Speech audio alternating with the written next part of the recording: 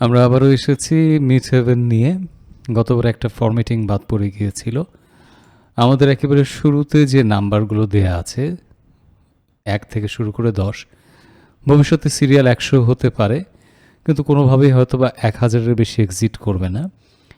এক্ষেত্রে নাম্বার ফরম্যাটে এসে আমরা কাস্টমে এসে এখানে এটা জেনারেল স্বাভাবিক দেয়া আছে, 0 করলে শুধু নাম্বার দেখায় বা ডেসিমাল দিলে ডেসিমাল প্লেস দেখায়।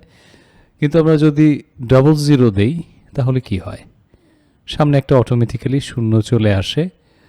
আবার নাম্বারে আসছি, আবার যদি আমরা 000 দিই সামনে আরেকটা 0 চলে আসছে, এবং ঠিক যে ক্ষেত্রে 10 সেখানটায় 010 লেখা এসেছে, কিন্তু 0010 আসে নাই।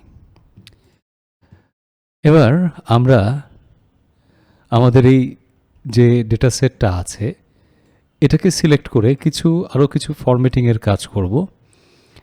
যেমন আমরা এখানে সিলেক্ট করে যদি নাম্বার এই অপশনে ক্লিক করি, এখান থেকে আমাদের প্রথম ট্যাব নাম্বার যেটা আমরা দেখেছি, পরের ট্যাবটা হচ্ছে আমাদের অ্যালাইনমেন্টে যাবার আগে ছোট্ট একটা বিষয় আমরা যেখান থেকে জেনে নিই। আমরা এখানে দেখতে পাচ্ছি যে চিকেন একেবারে প্রথম যে আইটেম আমাদের আছে, এটা আমার কাছে মনে হচ্ছে যে এটা একদম যে সেল আছে সেই সেলের সাথে এটা একেবারে প্রান্ত ঘেঁষে আছে। তো এটাকে আমরা একটু সরিয়ে দিতে চাই। সেই ক্ষেত্রে আমরা যদি ইনডেন্ট এটাকে ইনক্রিজ করি তাহলে এক স্টেপ সরে যাবে, আরেক স্টেপ দেই আরেক স্টেপ সরে যাবে। যদিও বা এটা এই ফন্টের ক্ষেত্রে, বৃন্দা ফন্টের ক্ষেত্রে এটা বেশি পরিমাণ দেখায়, কিন্তু অন্য কোনো স্বাভাবিক ফন্ট নিলে এটা এত পরিমাণ সরে যাবে না। ইউজুয়াল স্বাভাবিক যা থাকে তার চেয়ে কিছু দূর এটা সরে যায়। তো এটা কী ক্ষেত্রে প্রয়োজন হতে পারে? ধরা যাক এটা যদি এই জায়গাটাতে ক্যাটাগরি থাকতো, যে এখানে ধরা যাক হাউসহোল্ড যে বার্ডগুলো আছে তাদের কথা হচ্ছে, আমি জাস্ট আপনাদেরকে উদাহরণ দেওয়ার জন্য বলছি।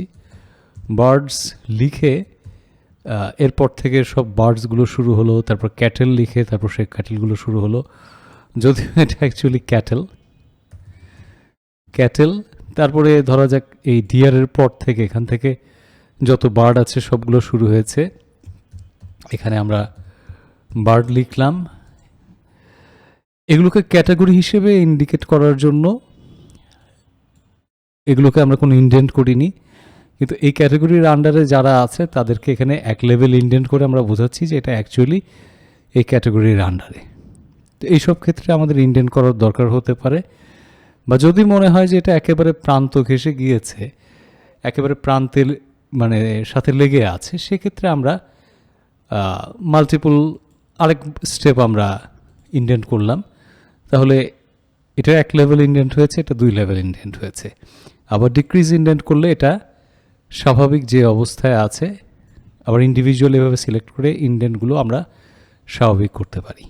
তো আমরা আন্ডু করে প্রথমে যে অবস্থায় ছিল সেই অবস্থায় এটাকে আমরা রাখার চেষ্টা করছি। আমরা এই কাজটাও কিন্তু এই নাম্বার ফরম্যাট এই জায়গাটা থেকে, এখান থেকে যেমন অ্যালাইনমেন্টে গিয়ে করতে পারতাম, এখানে এসেও আমরা অ্যালাইনমেন্টের পাশে যে ট্যাব আছে সেখানে এসে দিতে পারি। এখানে হরাইজন্টাল লেফট ইনডেন্ট কত ইনডেন্ট হবে এটা বলা হচ্ছে 1 ইনডেন্ট, 2, 3। আপনি এখানে ইনডেন্টের নাম্বারটা বাড়িয়ে দিতে পারেন, আবার ইনডেন্টের নাম্বারটা এখানে কমিয়ে দিতে পারেন। এটা লেফটের ক্ষেত্রে ইনডেন্ট হতে পারে। আবার যদি নাম্বারের ক্ষেত্রে এটা বেশ মজার, যেমন এগুলো প্রত্যেকটা আমাদের ডান পাশে প্রান্ত ঘেঁষে আছে, তো আমরা ডান পাশ থেকে একটু সরিয়ে দিতে চাচ্ছি। তাহলে এখানে আমরা অ্যালাইনমেন্টে আসলাম, অ্যালাইনমেন্টের যে এখানে ফরম্যাট বক্সটা আছে সেখানে আসলাম। সেখান থেকে যদি আমরা এখানে কি করি যে হরাইজন্টালে এখানে আমরা লেফট নয় রাইট ইনডেন্টটা নেই, এবং এখান থেকে যদি ইনডেন্ট 1 লেভেল বাড়িয়ে দিই, তাহলে খেয়াল করেন এগুলো কিন্তু ডান থেকে 1 লেভেল সরে এসেছে। এটা যত বড়ই করা হোক না কেন, ডান থেকে এটা 1 লেভেল পরিমাণ ইনডেন্ট এপাশে সরে থাকবে। আবার সিলেক্ট করে আমরা যদি এটাকে জেনারেলে দিই, স্বাভাবিক অবস্থায় চলে আসবে। আমরা এখানে ওকে প্রেস করছি স্বাভাবিক অবস্থায় আসার জন্য। এছাড়া এখান থেকে আমরা ওরিয়েন্টেশনটাও দেখেছি, আমরা টেক্সটকে অন্যভাবে রাখার বিষয়টাও দেখেছি। একটা ব্যাপার হলো যে যদি বিষয়টা এমন হয় যে লেখাটা আমরা একটু ছোট করে রেখেছি, আর এমন একেবারে মানে টইটুম্বুর অবস্থা যে আমরা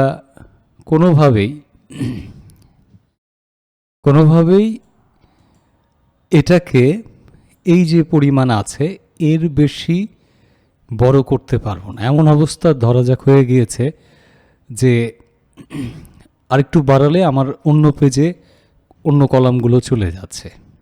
সেক্ষেত্রে আমরা কি করতে পারি, এই কলামের ভ্যালুগুলোকে সিলেক্ট করলাম, অ্যালাইনমেন্টে আসলাম। এখান থেকে যদি আমরা দেই শ্রিঙ্ক টু ফিট, তাহলে কি হবে, যেভাবে হোক যত চেষ্টা করে হোক সে আপনাকে এটা ফিট করে দেবে। আমরা এই ডেট প্রডিউসের উপরে একবার অ্যাপ্লাই করে দেখি। ডেট প্রডিউস একটা যদি দেখা যায়, ধরা যাক এটাই, এইবার আমরা সবগুলোকে সিলেক্ট করলাম, এই ওয়াইটাই থাকতে হবে, এর বেশি বাড়ানো যাবে না। আপনি অ্যালাইনমেন্টে আসলেন, এখান থেকে বলে দিচ্ছেন শ্রিঙ্ক টু ফিট। এখন লেখাকে ছোট করে হোক বা যেভাবে হোক সে ম্যানেজ করে ফেলবে।